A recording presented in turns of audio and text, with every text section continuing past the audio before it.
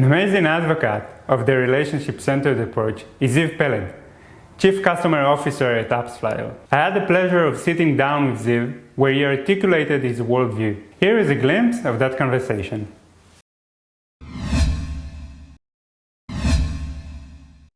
I'm super excited to have the opportunity today to talk with Ziv Peled, Chief Customer Officer at AppsFlyer and one of the leading figures in the customer success global community. Hello, Ziv. Thank you so much for joining me. Hi, and thank you for having me. Ziv has been a mentor and an inspiring figure for me, and I'm so glad you are sharing your insights with us today. So, Ziv, I'm interested to know what is your take on the current role of customer success teams? Yeah, it's a great point. I think that there's an evolution since I've been in customer success 8 years ago. There's an evolution from customer success to just be there for the team, and maybe some are support engineers, some are looking at how they can help the customer achieve the onboarding. And then I think that in 2015, 2016, there's a big shift of getting really to the desired outcomes, to really understand what the customer wants to achieve. And I think now we're definitely still there. I think value is one of the most important foundations for customer success. But we see in the last 2 or 3 years also the addition of how to build those significant relationships with the customers. And I think that it differs between different companies, but I think in B2B SaaS and in focusing enterprise, you need to develop these 4 or 5 significant relationships. And as time goes and you achieve the milestones that the customer wanted to achieve, then you go and deepen those relationships. I see. So you say that relationship is at the core of sales departments, right? So how do you build long-lasting relationships with your customers that have true impact on the business? It's not just being friend of your customers, right? Absolutely. Yeah, I think it. I have in my latest presentation, I have a very simple triangle that shows at the beginning of everything, when you sell to a customer in B2B SaaS, it's mostly trust. Later on, when you start to work with that customer in some companies with POC, with some not without the POC, but when you get to the onboarding, then there's a lot of trust and the beginning of value. And then again, if the product is good and if the onboarding is good, then you get to the main value very fast. I always look at the first 3 months. And then you go and you invest in the relationship, because it will enable you in the future to then understand, I just signed the customer and they just onboarded, but 6 months in, 9 months in, 12 months in, maybe they have a new challenge, maybe they have a new goal. And I think that the best and important thing for startups, for software as a service, is that what's the next thing for your customers? What's the next? And if you build the right trust and relationship there with the value that you already push, I think that the next thing is for them to open with you and to show you more opportunities of where you can develop. So would you say that building and nurturing sustainable relationships with our customers would give us the opportunity, the ability to act on opportunities, on potential opportunities and risk with our customers? Absolutely. I think that when you have a good relationship with the customer, they are more open to you in all of the dimensions you mentioned and more. So when there's risk in the account, they will pull you in faster. Sometimes when you think about in B2B SaaS, the risk is not always with the people that you are interacting with. Sometimes it's a developer that works for one of the engineering teams that works for the marketer, and you don't even know them. So if the marketer has a great relationship with you, then you will know. So I think that's a good example for what we call red flag. I think that when there's an opportunity for upsell or expansion, then we have the opportunity. And then when we have a good relationship, we understand if we should work with them on the budget before the end of Q4, or if Q1 is actually a better option. I think in the end, relationship is an opportunity for anything. I'll give you another example that I speak a lot about, is that if you have a good relationship with one of your significant relationships in one of the customers, they will open to you and they will tell you when they leave, 2 months, 3 months before they leave, and they may maybe even orchestrate the new significant relationship. And I think that's super important. And another opportunity here is also to understand where they go. Right. And I have one of my customers now just went from one company to another company, and it didn't help us a lot to grow. We were 20% in of the second company. Now he's going to the third company. We're 0% in that company, and in the end, that journey enables us a lot of potential business potential. Now we understand the importance of building meaningful relationships with our customers.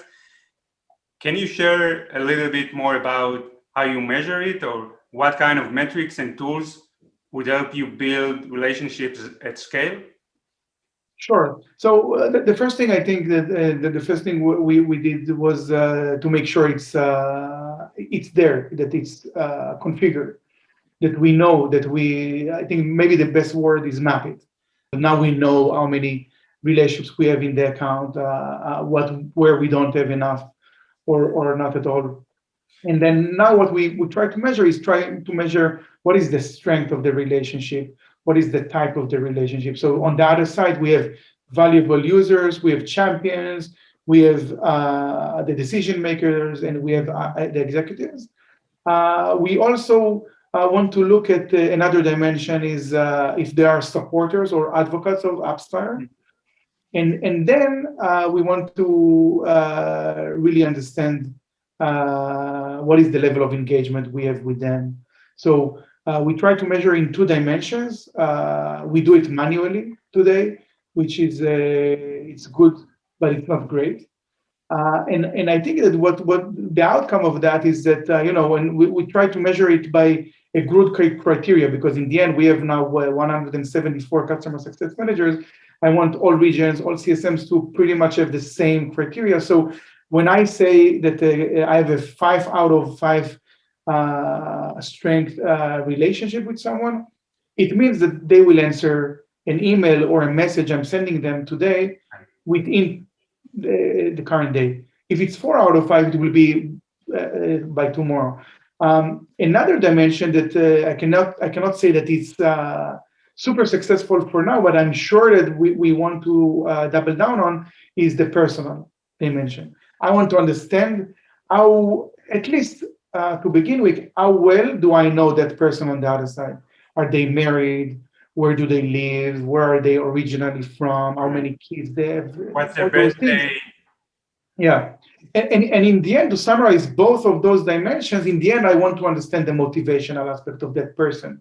On one side, professionally, on the other side, personally, because in the end, if you think about the work of the customer success manager, and if I want to be a better relationship manager, then I need to look at the other side, look at the person on the other side, and to understand what can I do for them. So there's definitely things that I can do for them professionally, but there's maybe also things that I can do for them personally. Feel good, help them reflect on their career, help them in thinking about what's the next step in their career. I'm now working with 20 companies, probably with 80 significant relationships, all marketeers. So I see many marketeers in their careers. Probably I have some experience of what I can then suggest and recommend to that person. Let's change the subject a little bit. So we talk about the importance of relationship and how do we measure it. Where do we stand with health scoring? What's the role of health scoring in a world where you expect your customer success managers to build relationships with the customers?